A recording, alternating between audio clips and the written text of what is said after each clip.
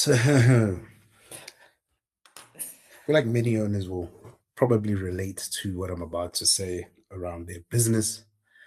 So you build the business, it pays salaries, creates opportunities, but some people in the team treat it like just a job. They show up, they do the task, they go home. The business owner just keeps thinking if you actually just stepped up, being in this business could change your life. So the question many leaders end up asking is this: how do you get people to care about the business beyond just a salary? Or, more importantly, can you actually do that? Wow. I know. Wow. Wow. Wow. What a topic today. Today, I'm joined by Nicole Mitchell. Nicole is the lead processor at Uncovering Greatness. And what she helps you do is find out what you want and helps you get it. So maybe she can help you find out how you can get your employees to care about the business. Tough on that, eh?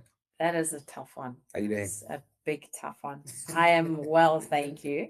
I think you picked a super heavy topic for today, but that's okay. We'll still um, work with it. So I'm gonna give you a stat, and with that stat, I'm gonna tie in something. And I think I might have brought this stat up before, but I think it works beautifully here again. And it says it was a Gallup study that was done, a global workplace research, and it says 23% of employees worldwide are actually engaged at work. So what that actually translates to is about $8.8 trillion is lost in productivity every year. So, what I'm hearing is people show up, but they don't care what happens in their business, in what they do. They're not invested. No, just yeah. Um, and, you know, I think the biggest thing for me is that would be true. And that would be true not just in business, that would be true for most people in life. So, something I will often ask clients is okay, so you're not present in your business. Yeah. Well, what happens when you get home? Are you present at home? And most people are not present at home either. So, it's not just they're not present at work, Oof. they're not present at home either. So they're just not present in their lives. So they're not present in their lives. How do you know that? Because how many times have you asked yourself, or you stood in front of the mirror and you get it to a point in your life where you go, how the heck did I get here? Did that this morning. Well, no. Now we know why you picked this topic. Yes, of course. And the biggest thing is when people are asking those questions, it generally means they're not present because they weren't present as to what the activities they did in order to get where they are. And so, I mean, I'm sure for those of you that have listened to me speak about presence, Time Magazine in just pre-COVID issued in Time Magazine they issued a statement that said the average person is present for 11 seconds at a time, and what that means is the average person looks at their phone 6 times, between 5 and 6 times a minute. Yeah. And so it's quite fascinating when you actually start to look at how long people are present. And that's where they say you've got an elevator pitch, you've got 30 seconds. You know, from the time the elevator gets from the bottom floor to the top floor, you've got 30 seconds. And so it is. I'm laughing. Sully's Googling or AI or whatever, checking out how long he's researching how long the average person is present. And I always say if Time Magazine released that stat in 2019, 2020, it's going to be worse now. And I mean, the first line came up and said the average person is present for about 8 to 9 seconds. So I was just having a chuckle like, wow, it is 8 to 9 seconds. And if you take that into... Oh my gosh. That is horrible. no wonder people don't know what's happening at work and they can't be invested because they're not present. But who is teaching them to be present? Yeah, nobody. Well, yeah. School does not teach us to be present. School teaches us to be absent, unfortunately. And I say that in the nicest possible way because school does not and this is traditional schools. This is traditional education, and this is where people are moving into homeschooling and things like that because traditional education is about mass producing. Yes. So kids go into this factory of school and they are treated as a number. You write exams, you get a number. True. You have an exam number. You have an exam number. Yeah. You in school you get a number. You are number 6 on the list. Yes. You get numbers, and you are just, I say, factory produced to get past your exams. So, based on that, would you say that that's why we kind of end up in the factory when we leave school? So, and I'm saying now we leave school in the sense of we go to varsity, whatever. But now you go into the workplace and you just do what you did at school. I show up at work. Work starts at 8. School starts at 8. Okay, and here's the challenge with our school system is for 9 months, you do not have to do anything. That's true. And then for 2 weeks before your exams, you cram all your work. And this is where I often hear people say, oh, I work so well under pressure. Okay. No, you don't work well under pressure. You were conditioned to work under pressure 2 weeks before an exam because that is what the school system taught you. It's for 2 weeks or 2 months before your exam, depending on how big your exams are. And you are told and taught that your life will end if you do not pass the exam. Yeah, you have to pass these exams. That's it. That's it. There is no life after matric if you fail. No. For who? Okay. There are thousands of people that failed matric. Just FYI. I think thousands is playing it small. There are many, many, many people globally who failed their last year of high school. Yep. Okay. For various different reasons. Yeah. And their life has still continued. Doesn't it? It did not end. They still continued.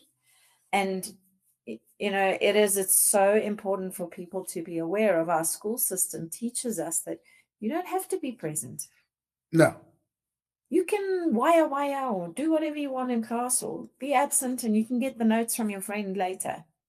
Yeah, that you get into. You can, my dad used to, some people call it, you can play hooky from school, as in you can go absent.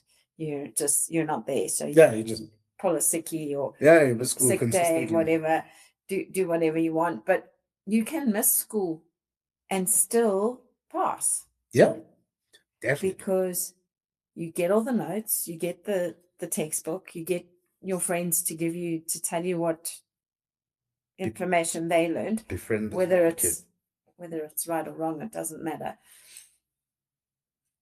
And then off you go and write your exam, and that's it. And you just in 2 weeks, you have to make sure that you learn everything that you're supposed to learn, and that's it.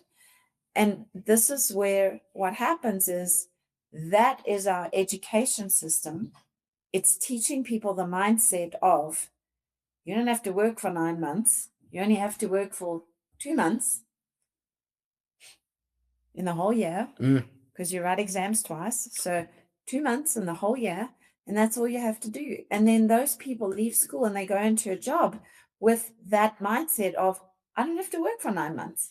Yeah, I just need to wait till that November, December time period. So when the boss is asking me for a report at the end of the year, then I must. I got you. Then I must do the work. Here comes the pressure that I love working under. Correct. I'm paying for this. And so it's important for you to be aware you are dealing with a mindset issue because people have been conditioned into that mindset. So in order to change it, you have to start changing mindsets. That's a tough one now, especially in like the workplace, right? Because I feel as though I'm the business owner, I'm the leader now. I've got to focus on changing mindsets of 10 to 15 people. How am I going to do that? You read books. Okay. And you tell your team they have to read books. Ooh. Okay. And you have to listen to, I don't want to say motivational speakers, but you have to listen to something that's going to start to shift your mindset, something positive. You've got a bunch of podcasts where you can do that. A bunch of episodes. You've got enough. You don't worry. So you will find that generally the people that are that 23% that are invested in the business, they are reading books and listening to podcasts or listening to some form of personal development to shift their mindset, to put them in a positive space. They are reading, like Hal Elrod does Miracle Morning. They are doing those kind of things. They are exercising. They're investing in themselves in some way, shape, or form. You can take it to the bank almost that those people are investing in themselves. And the people that are not investing are the ones that are not invested in work. So you say investing in themselves, right? Mm-hmm.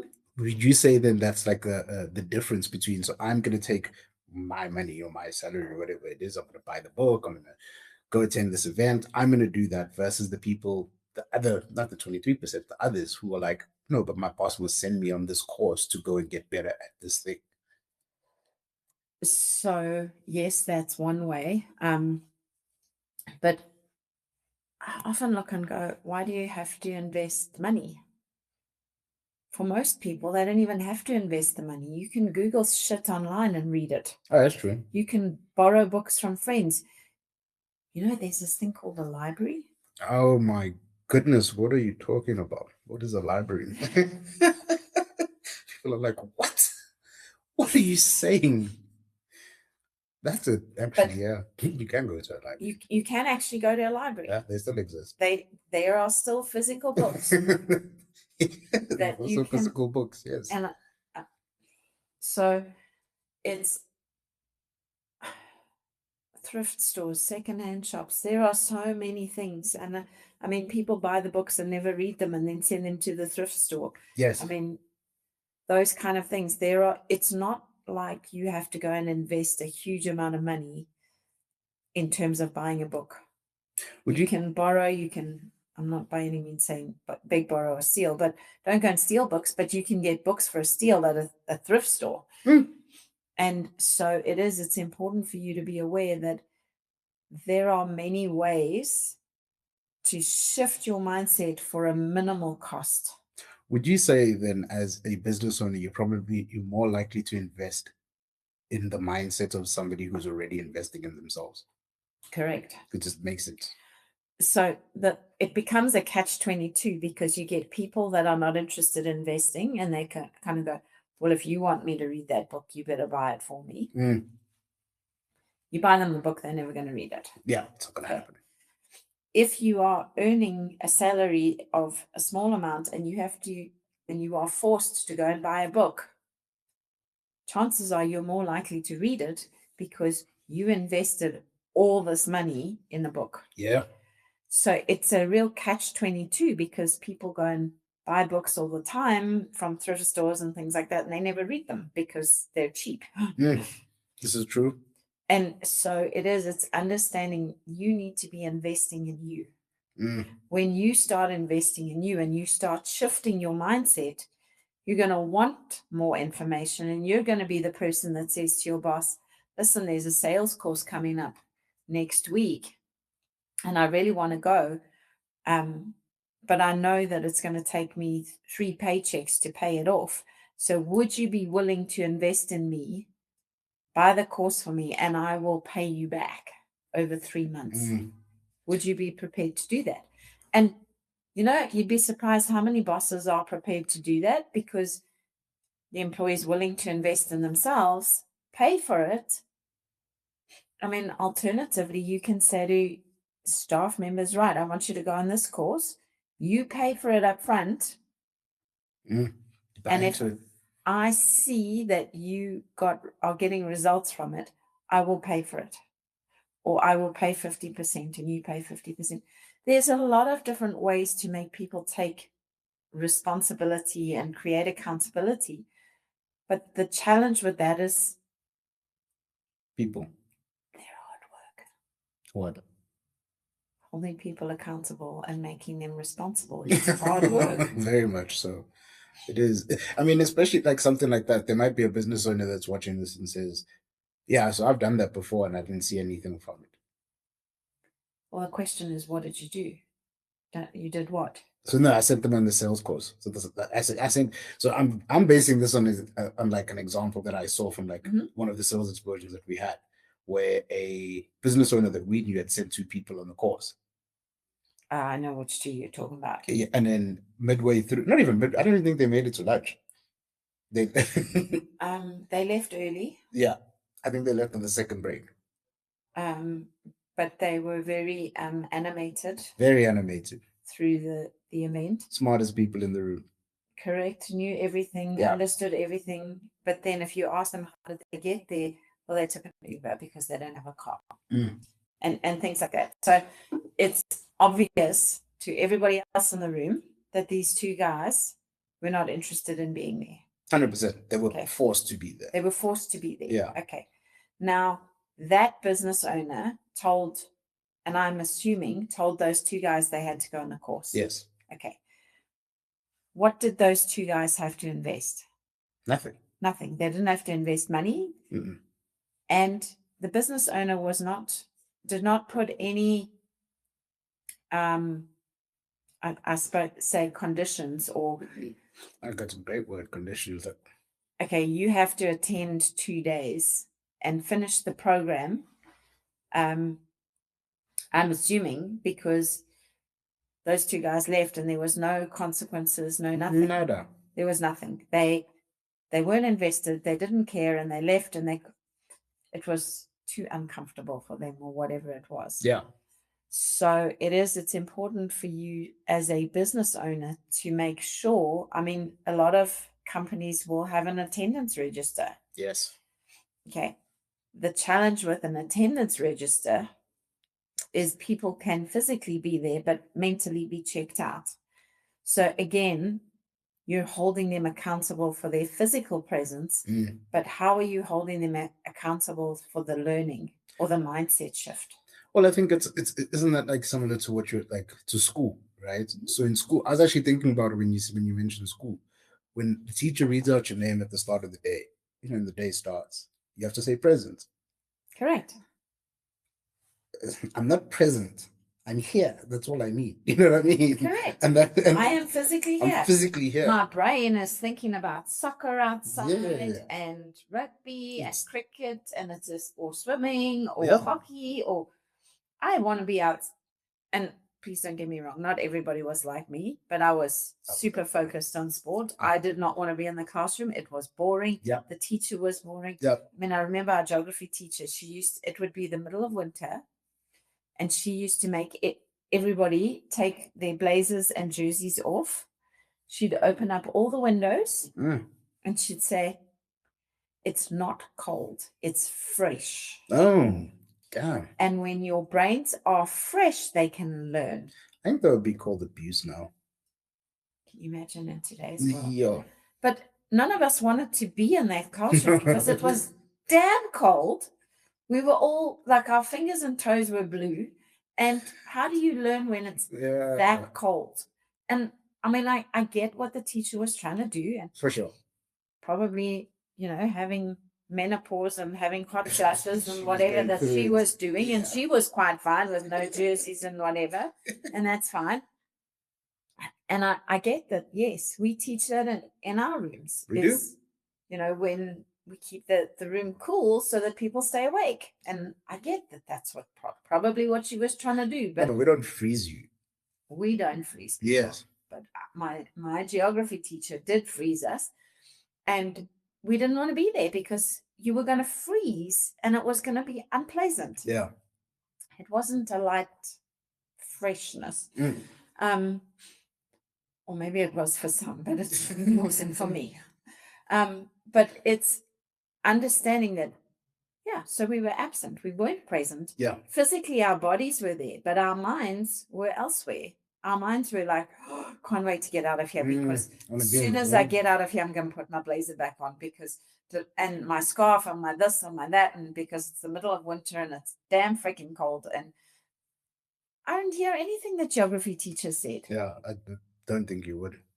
And that's the problem, is that people are present. Yeah. And the same thing happens in corporate. You have an attendance register to make sure that people show up. Yes. But what are you putting in place, like as a minimum standard for mindset? Like, are you having a form where you have to write down, like, what are 2 things you learned out of the session? That would change things dramatically, I think. Because now people have to pay attention. Yeah. Because they're getting tested afterwards. And unfortunately, even that's not foolproof, because people will write down random shit and then they'll copy everyone. What did you write down that you learned? Because that's what they've been conditioned to do from school. Yeah. And that's where it is. It's very challenging. And this is where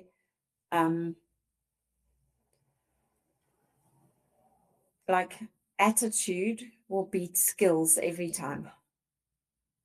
When you're hiring somebody or you are bringing somebody into your business, do they have the right attitude? Because skills you can always teach. Oh, so you think you can't teach? Do you not think that you can teach attitude over time? No. So if somebody has no, for example, if somebody has no drive, so I just show up, I do my job, I rock up at 8, I leave at 5, because that's what my contract says, and I do that. Do you not think that you could drive me to, you could teach me how to actually not do that, or have some drive to be like, you could go beyond that? So this is the one, in terms of what I was taught for processing. Anybody can process anything except what they're not interested in. If you are not interested in that, you will never, ever get somebody to look at it, because their level of interest is 0. Then I just feel like this whole episode, because people's level of interest in their job, and I'm just basing this on what I look at in the world and what I see on social media when people speak about their jobs. People's level of interest in their jobs is non-existent. Like, most people are not interested. They just show up because it's a paycheck. So that they can get paid. Yeah. So, and yes, I agree. But if you have a choice between 2 people when you're hiring somebody, which person has the better attitude?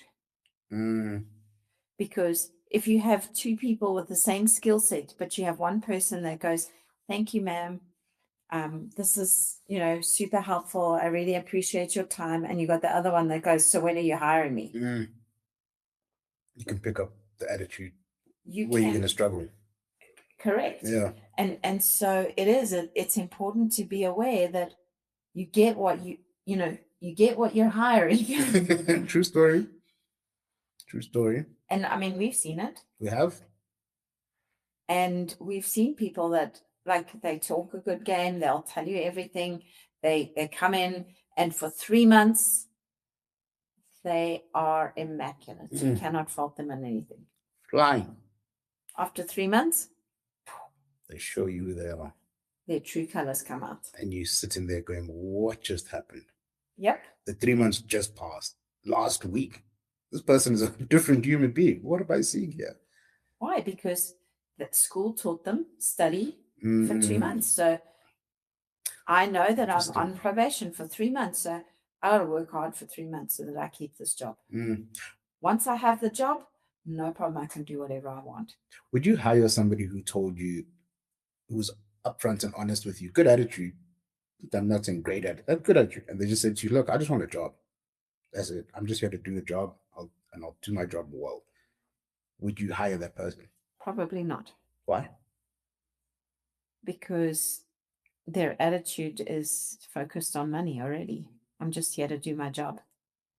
Or it's what I'm hearing is you're not prepared to connect with the team. You're not prepared to get involved with the team.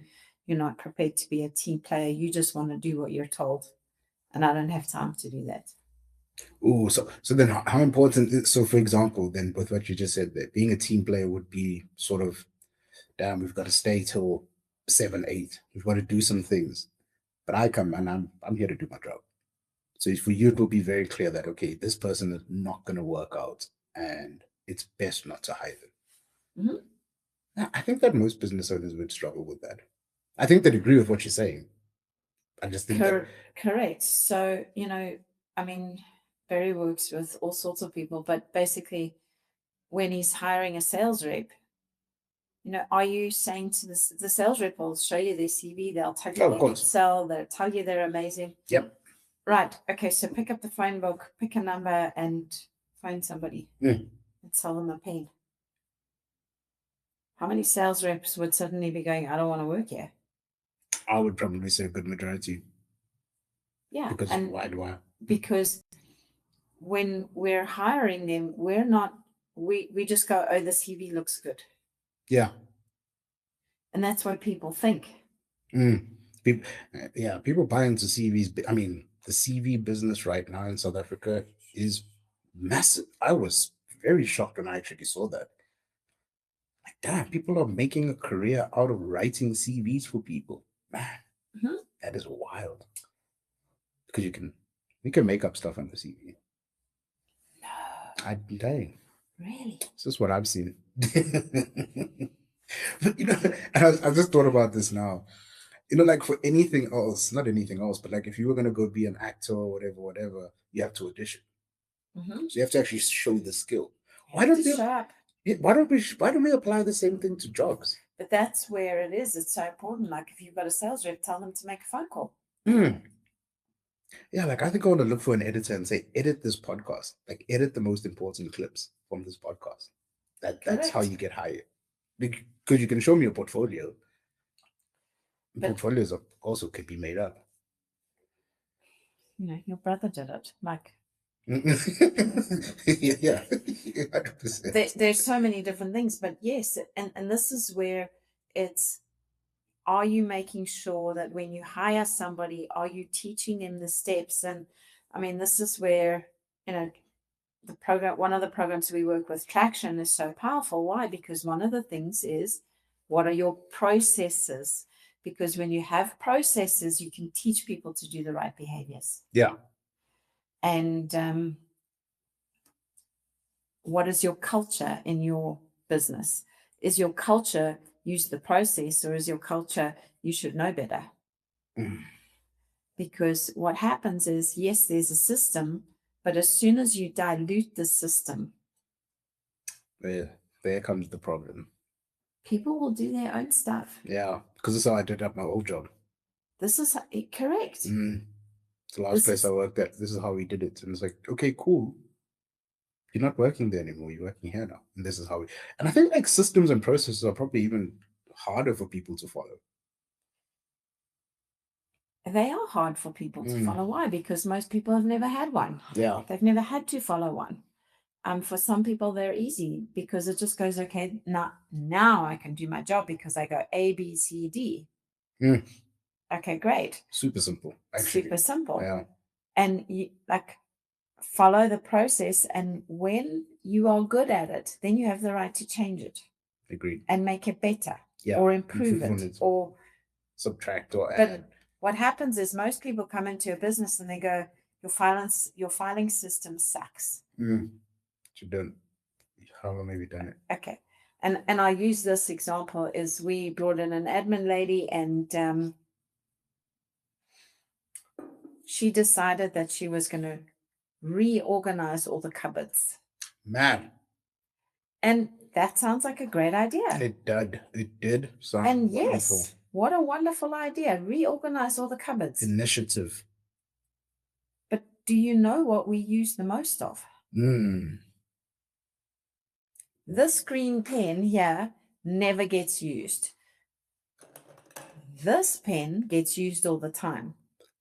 And there is a reason why this pen is at the front of the cupboard and this pen is on the top shelf at the back.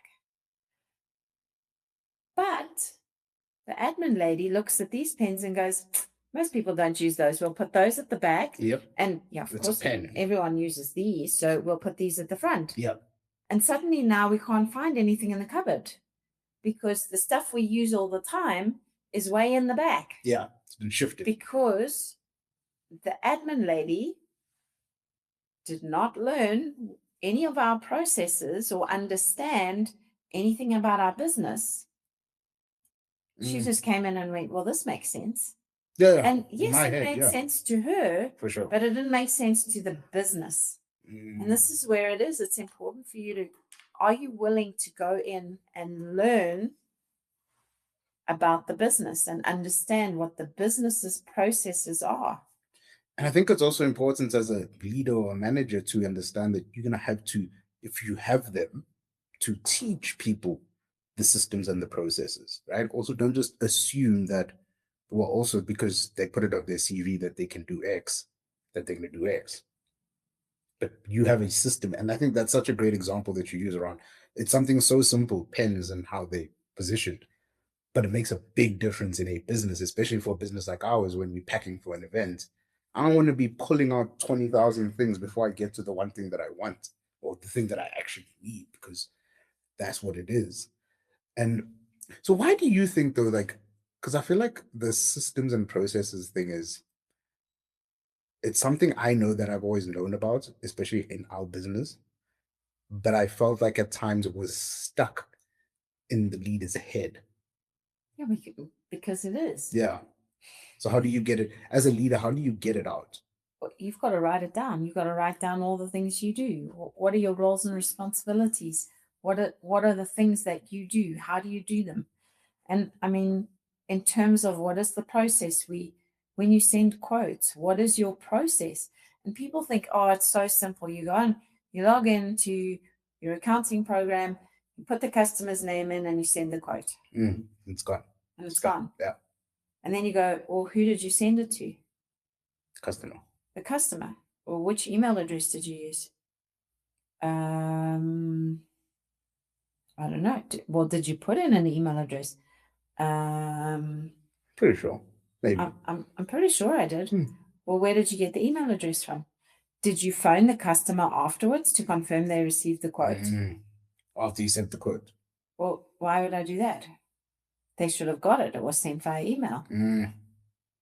And this is where it's so important to just be aware of, this is our process to make our business effective, because what works in one business does not necessarily work at another. Yeah. And this is where people go, I think they get lost in terms of, that I did this at my last business. And it's just, well, we don't do that here. Well, how do you do it? I don't know. Okay, well, I'm just going to do what I did at my last business because that worked. And then they run the current business into the ground. Why? Because there were no processes to say you do A, B, C, D. Yeah. And it is challenging because people just assume that everyone should know, because I know, you should know. But how would you know? Well, because I work in the same industry. And I feel like that's also another one that happens, right? It's the same industry, sort of, it should be the same, but it's really not. Even though we're selling the two companies that sell cars, our process of how we sell cars is completely different. You just have to go into a car lot, a used car lot on the 26th, 27th, 28th of the month, and you'll know which sales reps are following the process and which ones are not. I feel like you can do that in most businesses, especially retail businesses. You can see that with the processes. See who gets paid commission and who doesn't. Yeah, who doesn't actually. And I think that then brings it back to that, right? Like, who actually cares or sees the opportunity that the business can provide for them in terms of something like commission. But also, if it's never happened for you, is that drive really there to go for commission? If I've never received, I know it exists, it's there, I can get it, but I've never ever received it. So why would I really drive for it? Well, it's the same issue as, in the UK they have the doll. So why would I go get it? Or in the US, that it's a big problem now, is that what people are getting these I say grants, we call them grants here, but in the US, is that the grant payment.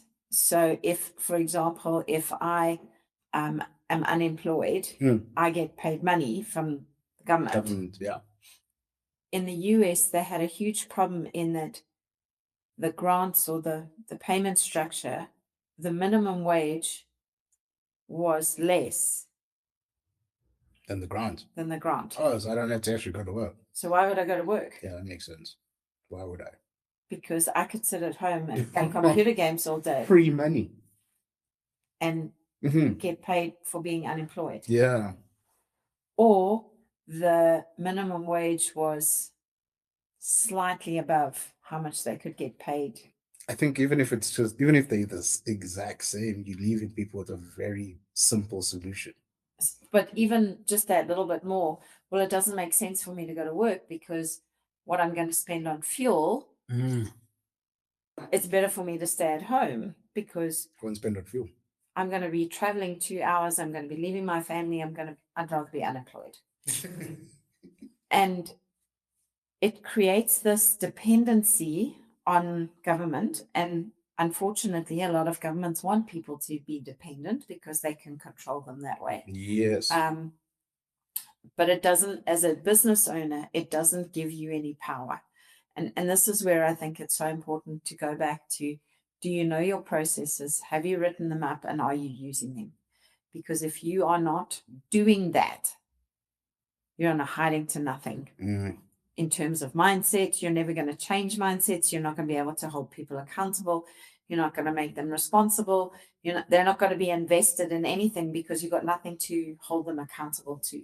Yeah, you just basically, everybody's just showing up like the factory, like school. You show up, you present, you do your part, and then you leave because what are you holding me accountable to?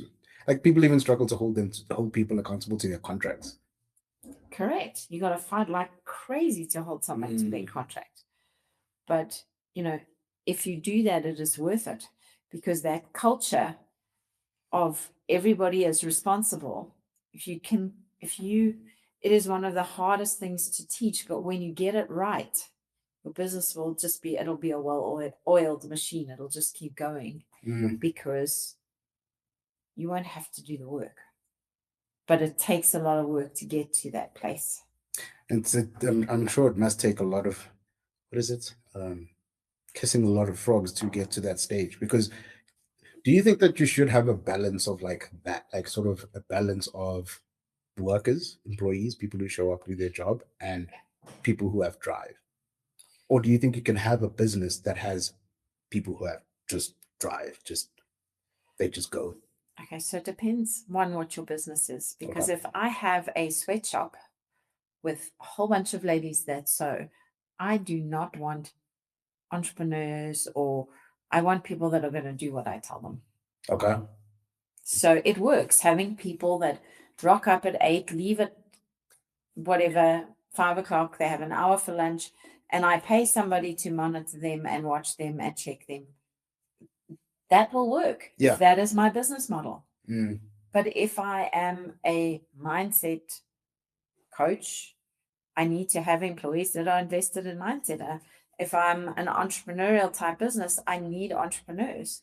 So it's very much business dependent, and this what is it that you want? But understand that they both take work, but it's different kinds of work. So I guess it's you need to be clear on what type of people you want in your business. Are you prepared to invest in those people? And, I think one of the things is you need to be prepared to hire and fire fast. It's something that we were taught, I know Barry did a Q&A with a couple of business people, and he asked them, what's one of the biggest things you've learned in business? And one of the guys said, hire and fire quickly. And I kind of went, what? And he goes, when you've got a rotten apple, get rid of it fast. Yeah. And I was like, oh, that is true. Because you have people, there are always people in a business that will be swayed. Oh, yeah, very easily. You don't want that. You don't want the rotten apple swaying them fast. Oh, that shifts the whole thing. Because it will shift your whole business. Yeah. Now you fight a different battle. Correct. And I mean, that's it. So how do we build, for any business owners listening to this, how do you create an environment where you allow people to step up, or you encourage people to step up? Because I feel like a lot of business owners do that. They go with the whole thing of, I send them on training, I do this, I do that, I invest in them, but they just don't. What what do you think they're missing? Well, it's generally the accountability on it. Okay. So, how are you making them aware of the accountability and the responsibility? And this is where, in the beginning, I was saying, if you're sending somebody on a course, well, make them invest in it. That's a good way. And it goes back to when you start at the very beginning, when you're hiring somebody, does that person know that you have a culture in your business of reading books, listening to audios, and investing in seminars?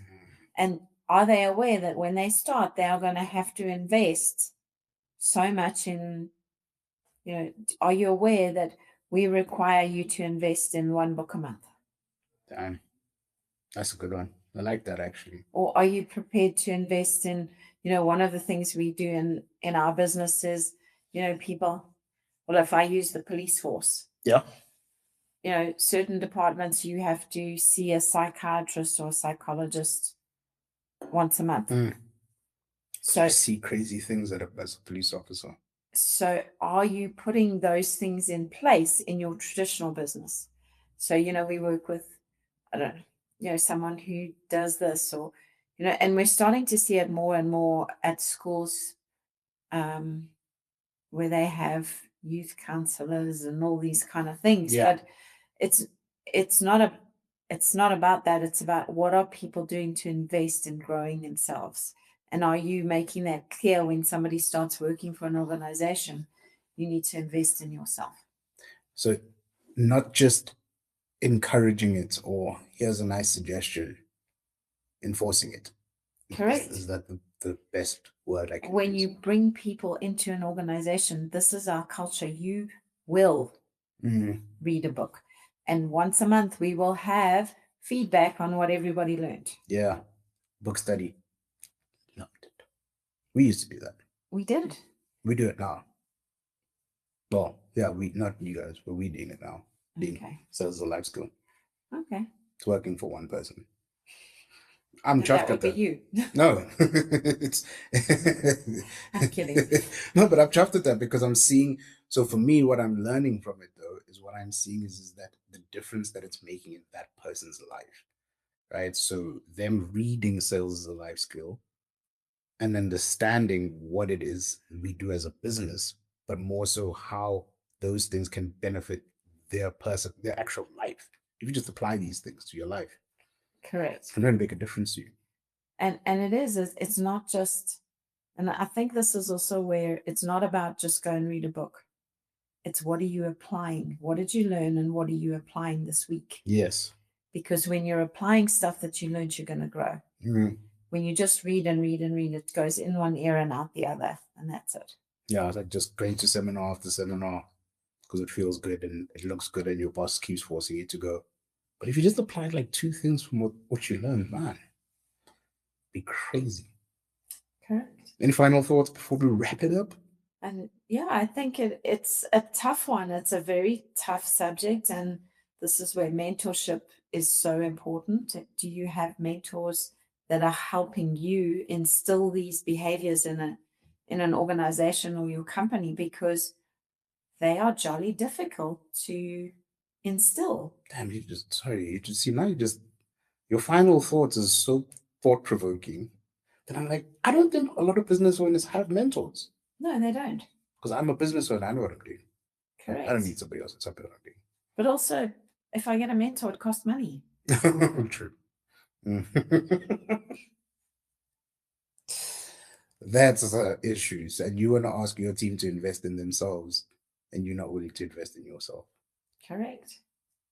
Man. Ladies and gentlemen, this has been the Uncovering Greatness podcast.